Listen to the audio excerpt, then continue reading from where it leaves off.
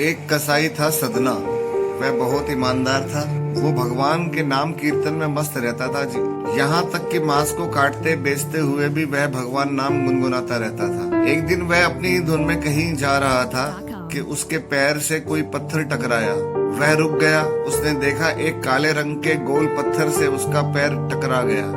उसने वह पत्थर उठा लिया और वह जेब में रख लिया। वह सोचकर ये मांस तोलने के काम आएगा। वापस आकर उसने वह पत्थर मांस के वजन को तोलने के काम में लगाया। कुछ ही दिनों में उसने समझ लिया कि ये पत्थर कोई साधारण नहीं है। जितना वजन उसको तोलना होता है पत्थर उतने ही वजन का हो जाता है। धीरे धीरे ये बात फैलने लगी। सदना कसाई के पास वजन करने वाला पत्थर है। वह जितना चाहता है पत्थर उतना ही तोल देता है। किसी को 1 किलो मांस देना होता है तो तराजू में उस पत्थर को एक तरफ डालने पर दूसरी ओर 1 किलो ही मांस तुलता है। अगर किसी को 2 किलो चाहिए तो वह पत्थर 2 किलो का भार जितना भारी हो जाता है। इस चमत्कार के कारण उसके यहाँ लोगों की भीड़ जुटने लगी। भीड़ जुटने के साथ ही सदना की दुकान की बिक्री बढ़ गई। बात एक शुद्ध ब्राह्मण तक भी पहुंची। हालांकि वह ऐसी अशुद्ध जगह पर नहीं जाना चाहते थे जहां मांस कटता हो वह बिकता हो, किंतु चमत्कारिक पत्थर को देखने की उत्सुकता उसे सदना की दुकान तक खींच लाई। दूर से खड़ा वह सदना कसाई को मीट तोलते देखने लगा। उसने देखा कि कैसे वह पत्थर हर प्रकार के वजन को बराबर तोल रहा था। ध्यान से देखने पर उसके शरीर के रोए खड़े हो गए। भीड़ के छटने के बाद ब्राह्मण सदना कसाई के पास गया। ब्राह्मण को अपनी दुकान में आया देखकर सदना कसाई प्रसन्न भी हुआ और आश्चर्यचकित भी। बड़ी नम्रता से सदना ने ब्राह्मण को बैठने के लिए स्थान दिया और पूछा कि वह उनकी क्या सेवा कर सकता है। ब्राह्मण बोला, तुम्हारे इस चमत्कारिक पत्थर को देखने के लिए ही मैं तुम्हारी दुकान में आया हूँ, या यूं कहें कि ये चमत्कारिक पत्थर मुझे खींचकर तुम्हारी दुकान पर ले आया है।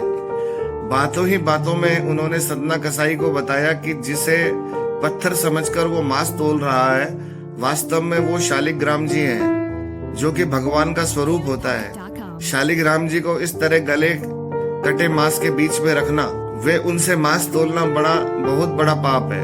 सदना बड़ी ही सरलता प्रकृति का भक्त था। ब्राह्मण की बात सुनकर उसे लगा कि अनजाने में मैं तो बहुत बड़ा पाप कर रहा हूँ। अनुनय विनय करके सदना ने वह शालिग्राम उस ब्राह्मण को दे दिया और कहा कि आप तो ब्राह्मण हैं, अतः आप ही इनकी सेवा परिचर्या करके इन्हें प्रसन्न करें। मेरे योग्य कुछ सेवा हो तो मुझे अवश्य बताएं। ब्राह्मण उस शालिग्राम शिला को बहुत सम्मान से घर ले आए। घर आकर उन्होंने श्री शालिग्राम को स्नान करवाया, पंचामृत से अभिषेक किया, वे पूजा अर्चना आरंभ कर दी। कुछ ही दिन बीते थे कि उन ब्राह्मण के स्वप्न में श्री शालिग्राम जी आए।